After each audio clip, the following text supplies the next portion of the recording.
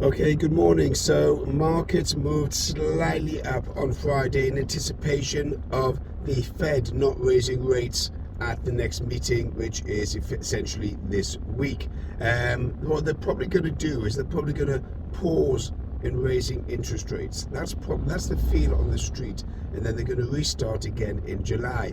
Anyone thinking that rates were going to go down in 2023 is mistaken. The analysts in Wall Street and some of the banks have stated that they expect rates to start falling in 2023 on the back of what? On the back of what?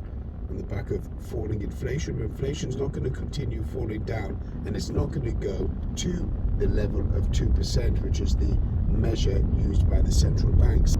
If anything, rates are likely to go higher, not lower. So with the Royal Bank of Canada, which is the central bank in Canada, raising rates last week, and also the Reserve Bank of Australia raising rates, and then a couple of weeks ago New Zealand central bank raised rates. You've got three banks there that out of the blue raised rates. They were totally unexpected. It only by 25 basis points, but it did surprise the market. Now the chance of a rate rise in the US has dropped to 30%. It was more last week. It was running at 52%, but it's dropped to 30%. So the general consensus is that there will not be a rate rise in the US.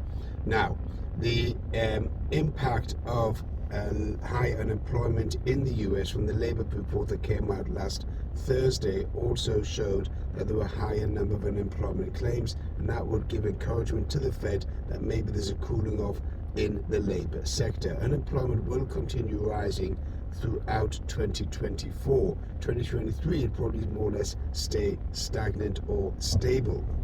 What was interesting last week, there was a sell-off in bonds in light of, or with the thought of, that rates will rise. So the Bund bond, for example, in Germany, Bundesbond jumped up to above 3% yield, and the yields on US Treasuries also moved up to about 3.8, 3.81, coming off slightly on Friday. So you've got a pushing out of bonds in anticipation of maybe interest rates will rise. Remember, as interest rates rise, it becomes more attractive to put your money into the bank and get a solid interest rate.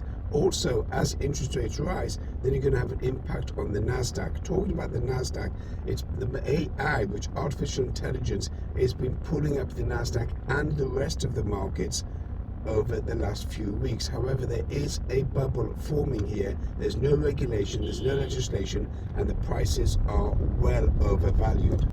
This AI bubble is a bubble, and it is going to pop like the dot-com bubble back in 2000, where all these internet or tech stocks became super overvalued. So there is going to be a popping of this bubble AI, and that will impact on the Nasdaq. So a lot of viewers are saying that it's I'm cynical, I'm negative. No, not at all. There is looking at fundamental valuations, saying that the S&P on Friday moved into bullish territory, that this is not really a bull market.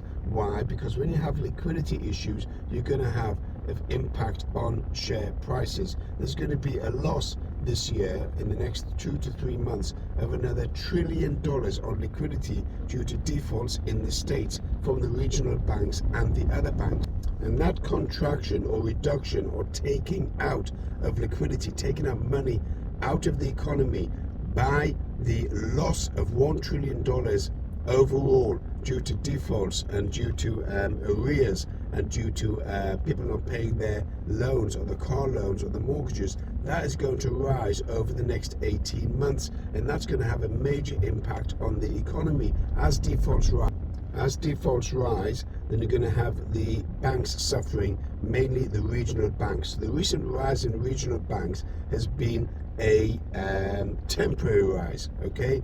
It's an oddity. It's not going to continue because the regional banks are massively exposed to property and to car loans and to all types of small businesses which are suffering in the US. So you will see a further regional bank crisis in 2023. It's not over. It's been covered up. They've been bought into because they sank so low. However, what's going to happen is you're going to have more and more defaults, more and more arrears, and those are going to impact all of those regional banks like First Republic, like Zions, like Co-America, for example. And what's going to happen, you'll end up seeing those banks sink throughout 2023 and 2024, bringing on a second or third banking crisis within the US.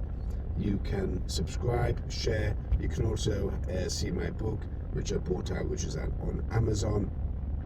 And catch you later.